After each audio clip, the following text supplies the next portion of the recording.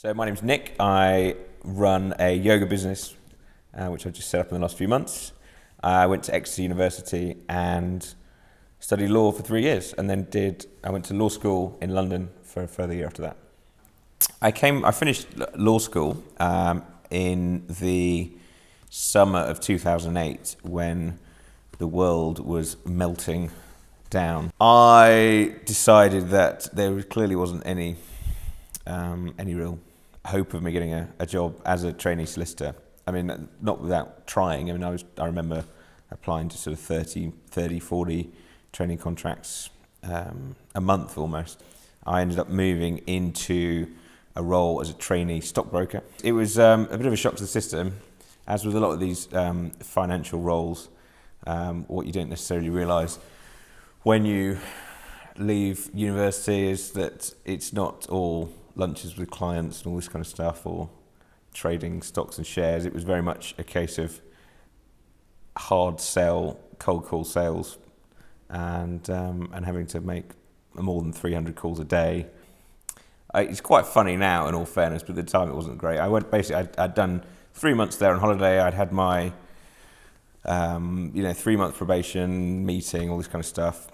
And I went on holiday having sort of passed that with flying colours, and I was thinking, brilliant, I've done my 3 months there, I'm kind of past the first stage. I remember I spent a week on holiday in LA, and it's a very positive place, and despite the fact that I was cold calling, I'd come back feeling very motivated and got into the office quite early, in all fairness, so probably about, I think we normally had to be there at about 7:45 or so, but I was there about 7:15.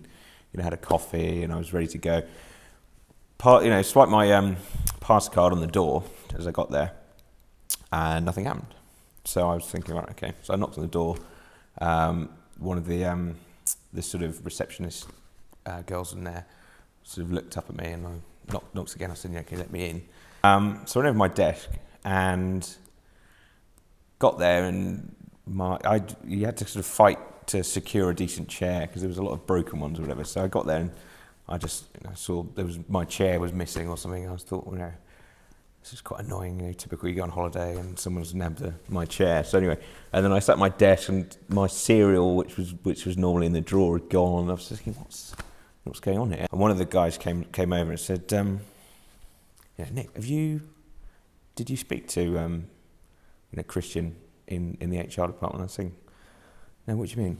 Have you seen my cereal? Where's it gone? Can I borrow it?